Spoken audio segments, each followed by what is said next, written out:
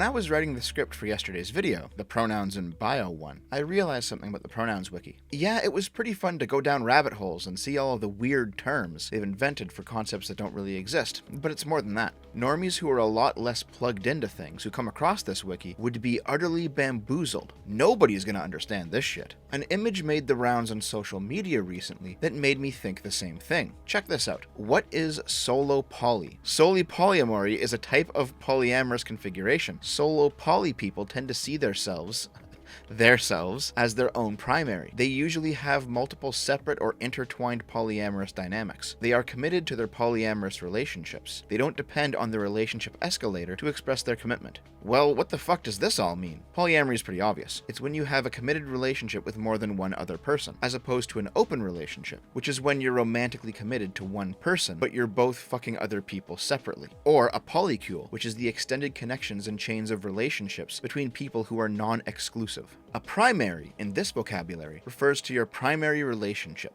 If you're in an open relationship, let's actually use a noteworthy example this time. Let's use Destiny and Melina. The Destiny-Melina relationship is the primary, and whoever each of them date or fuck around with on the side are the secondaries. The relationship escalator refers to outward markers of commitment. So getting a girl, being exclusive, living together, getting married, having kids together, that's ascending the relationship escalator. You have clear, visible markers of relationship progress, and you can tangibly see the commitment they have to each other.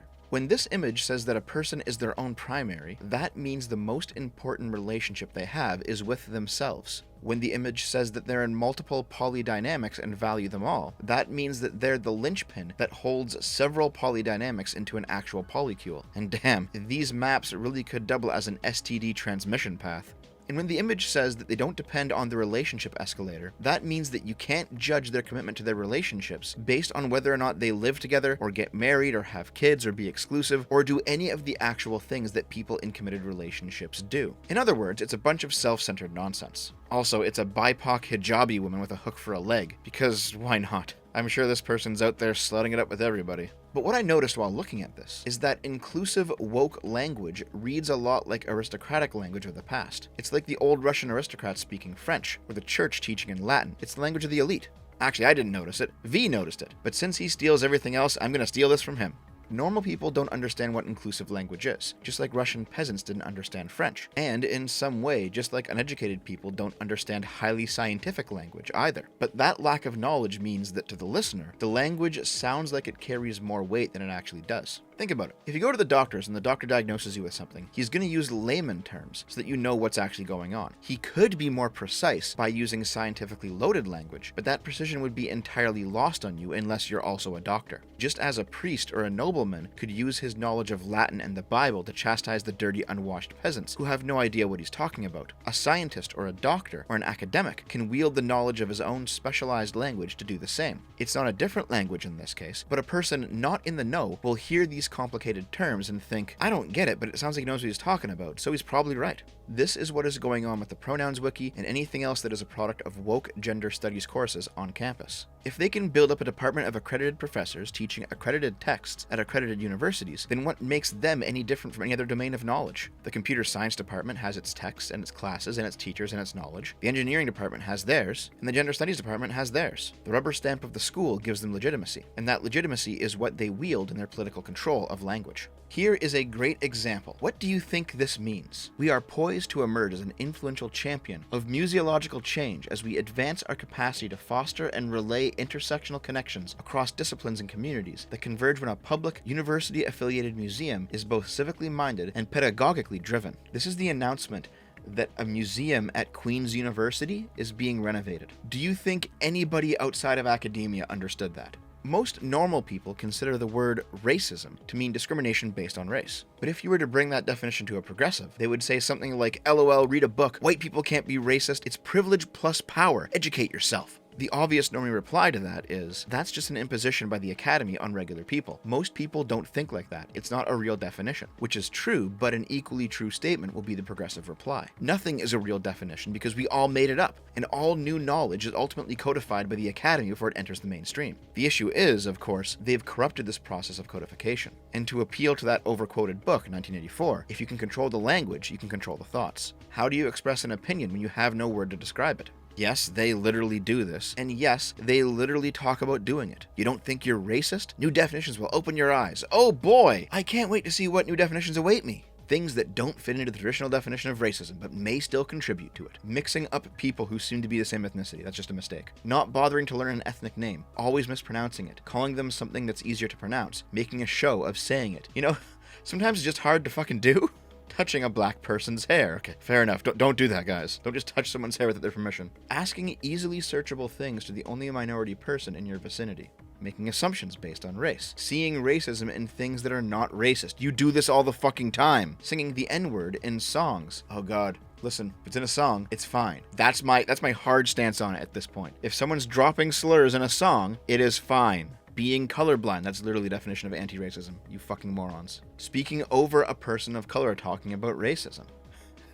White progs do that all the time. Bringing up an unrelated race topic when talking to a person of color. Telling people you watched a minority-led film multiple times, such as Black Panther, Crazy Rich Asians, or Get Out. Man, this whole list sounds like an attack against progressives. I guess everything's racist. Oh wait, it is. Using an example of a famous person of color to deny how racist something is. Blackface or cultural appropriation, where you borrow cultural items as a costume. Hey Justin Trudeau, you're fucked.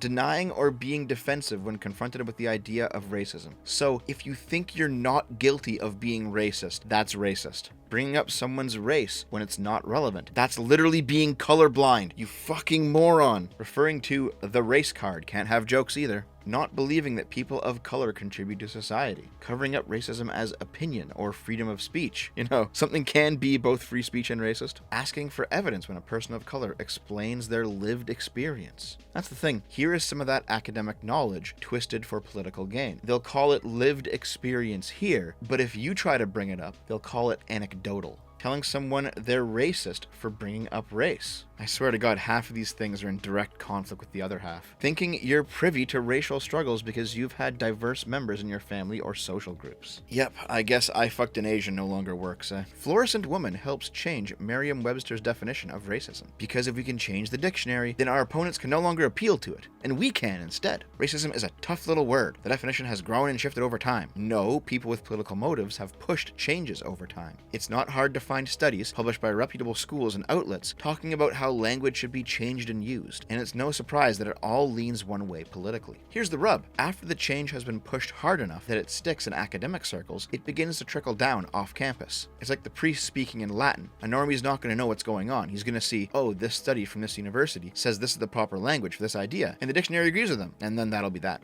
NASA re-examining nicknames for cosmic objects. Twitter and Microsoft changing up computer-related terminology. Urban Dictionary declaring that articles that were once allowed and submitted back when the internet was still a fun place are now problematic. It all stems from the same attitude. These words are offensive. Oh, they're not offensive? Well, guess what? I changed the definition, so now they are. Heh, you're a racist now. Go to college. And even when you're right, you're still wrong. Take the case of Martin O'Neill in Ireland, who was raked over the coals for his use of the word queer, a word that was a slur decades ago, but has since been reclaimed by the community. The hit piece written about the Irish football coach specifically references the LGBTI community as being the aggrieved party, not the LGBTQ community, because the Q stands for queer, a word they already used to describe themselves. LGBTI was in use back when queer was still considered a slur. LGBTI stopped being used decades ago, and the Q replaced the I when queer stopped being a slur. This is all done for political reasons. It's done so that leftoids may build power and attack their enemies. If you want the most blatant example of it, look no further than the shit show surrounding then Supreme Court nominee Amy Coney Barrett in October of 2020.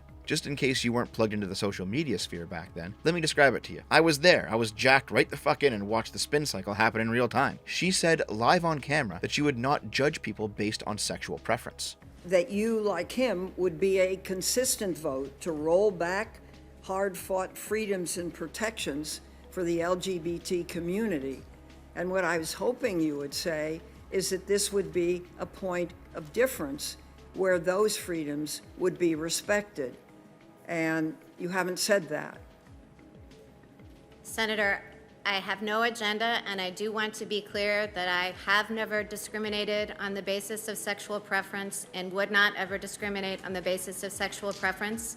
You know, like racism, I think discrimination is abhorrent. This was during the morning session of her confirmation to the Supreme Court. But leftoids on Twitter latched onto that phrase, sexual preference, deciding it was problematic. And soon after, articles were published by various news outlets, all decrying Amy Coney Barrett for using the hateful slur, sexual preference. But each and every single one of them, the outlets and the verified Twitter accounts, used that same term positively in the past. By the afternoon session of the confirmation, a Democratic senator was grilling Amy Coney Barrett using talking points she pulled from online. Not once, but twice, you use the term sexual preference to describe those in the LGBTQ community.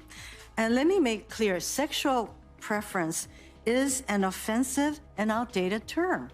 It is used by anti-LGBTQ activists to suggest that sexual orientation is a choice. It is not. Sexual orientation is a key part of a person's identity. That sexual orientation is both a normal expression of human sexuality and immutable was a key part of the majority's opinion in Obergefell, which, by the way, Scalia did not agree with. So in saying that I couldn't opine on whether Obergefell was rightly decided or not, I was certainly not indicating disagreement with it. The point of not answering was to simply say it's inappropriate for me to say a response. And the second point was to say that I certainly didn't mean and, would never mean to use a term that would cause any offense in the LGBTQ community. So if I did, I greatly apologize for that. I simply meant to be referring to Obergefell's holding with respect to same-sex marriage. By the end of the day, the dictionary had changed its definition of sexual preference to make it an offensive remark. The manipulation and redefinition of language, acts that are only legitimized by the authority of the offices of the people doing the corruption, has become so efficient that a completely normal term can be rendered unspeakable within the span of a 24-hour news cycle, and this process has only continued at a breakneck pace. This is actually some war is peace, freedom is slavery shit. The assault on language in the name of inclusivity, using the authority of the academic institution as a justification, is actually about making language so imprecise that regular people can no longer use it to speak truth. They're no longer illegal immigrants, they're undocumented migrants. It's not a riot, it's a mostly peaceful protest. Alternatively, it's not a riot, it's a violent overthrow of the government. Each of these changes is less precise, but they're also longer and clunkier to speak and write. It seems to me that the people enforcing the change find the subject inconvenient, either personally or politically. And so anybody who actually wants to speak the truth end up having to speak longer and clunkier sentences, and therefore less effective speech. It's often said that the left can't meme. That's not necessarily true. What's actually happening is the prog viewpoints rely on this carefully constructed version of reality, which naturally doesn't lend itself to easily conveyed messages. If the normies see things as they are, without a leftoid providing several layers of carefully selected context, they'll interpret reality in a way detrimental to their political goals. In other words, the left can't meme because memes are the antithesis of how they communicate. Memes are intuitive, not rational. If you have to rationally explain a joke, it ceases to be funny. There's a reason these conversations always go the same way. The prog always begins by saying, we need to have a conversation about this, which is never actually a conversation, it's just you listening to them. And then they're going to say that they're on the right side of history, and they're just going to speak the truth, and the personal is political, and they're just doing praxis. If you object, then you're on the wrong side of history. You're taking up space, and you need to educate yourself and check your privilege. If they get angry during the conversation, they will claim that anger is righteousness. It's the language of the unheard. If you get angry, it's male tears and white fragility. If you ask them to explain their points, they will say they don't owe you their time or their emotional labor. But if you try to explain yours, you'll be told that you're mansplaining, or you're a class traitor, or you're a bootlicker. Each of these terms is opaque to every normie my age. Most of them didn't take gender studies classes, so they just think, oh geez, I must have done something wrong, I don't want to bother anybody, and then they comply. Fair enough, none of us feel good about making other people feel bad for no reason, but these people exploit that natural tendency of goodwill and subvert it for their own political agenda, using the tools of overeducated language to do the job. Best counter to this is blanket refusal. Don't apologize unless your conscience tells you you've done something wrong. Certainly don't apologize to get a mob to stop coming after you, because they never will.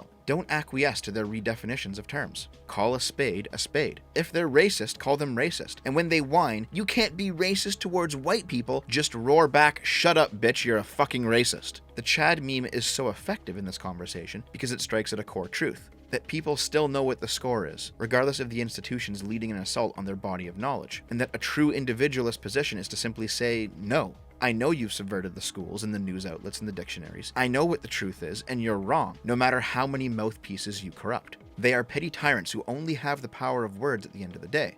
So you must use yours and say no.